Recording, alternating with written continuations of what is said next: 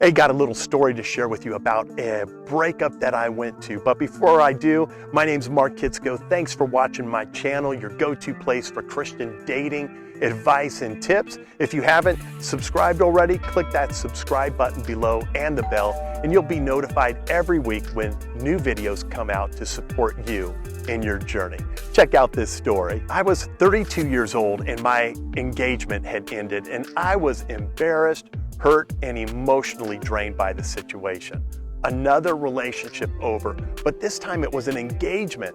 And I began to sink into this dark space of questioning. Will I ever get married? Am I meant to get married? Am I destined to be single my whole life? What if this was it? If she was my last opportunity? And the thought of starting over again was just overwhelming. I just wanted to disappear. And that's exactly what I did. You ever been in that dark space where you were questioning your dating life, wondering if you'd ever meet that special person? You feel like you're in this dating story that just absolutely sucks. If you've ever been there, put a thumbs up or leave a comment below. I was completely embarrassed by this breakup. You see, our engagement was announced publicly at our church of over 8,000 people, where I was one of the pastors on staff and she was on staff too. So when I say I needed to disappear, I did. I dug a hole so deep that I found myself living in China for 2 years. But while I was there, I went from one huge big pity party to one of the greatest breakthroughs in my life. One evening, I was sitting in my apartment wondering why my engagement ended. Why did I even get engaged to her in the first place? I created this mess. What's wrong with me? While I was grieving, a thought flashed through my mind about a relationship I had in my early 20s, 12 years earlier.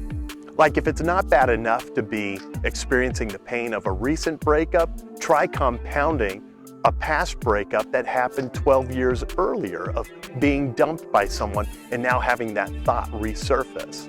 For whatever reason, this past relationship from 12 years earlier kept coming up to my mind. Finally, rather than just being annoyed by the thought, I began to get curious. Why is this coming up now? Between my curiosity and the action steps I took, a transformation began to take place in my life. In this transformation, I started to attract the right people, and it made me marriage ready. It's what led me ultimately to my wife and the wonderful marriage that we have today. Have you ever felt like your dating life is stuck on repeat? Dating, breaking up, searching, dating, breaking up, searching, and nothing seems to work out? Here's an interesting quote from psychologist Carl Jung. He said, "Until you make the unconscious conscious, it will direct your life and you will call it fate." Jung suggests that there's hidden forces in our minds, the subconscious mind, that may be influencing your dating choices without you even realizing it. In other words, your subconscious mind might be directing your steps in your dating life more than you're consciously aware of. Let me explain. Your subconscious mind is like a secret agent working backstage.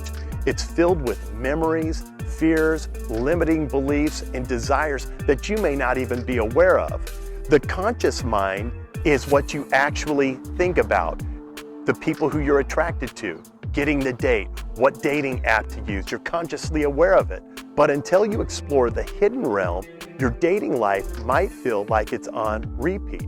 Date and break up, date and break up, and the hurt and the frustration continue to grow.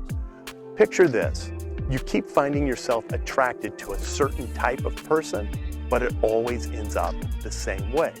Or your emotions get supercharged when you connect with a person on that dating site, and once you start texting or calling, your emotions are just off the charts. Only later, you get ghosted. Does that sound familiar? It's not that the other person is bad, it's not fate, and it's not God punishing you for some unresolved sin.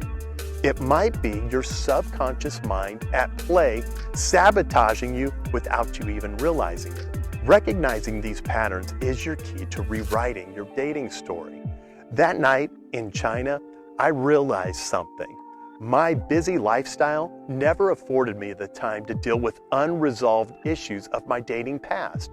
The hurt was pushed to the side, so I thought, And yet now, 12 years later, here it was rearing its ugly head back into my life. So why does this matter? Understanding how your subconscious mind works helps you identify patterns of behavior so you can better make decisions, especially in your dating life. But to get to your subconscious takes work.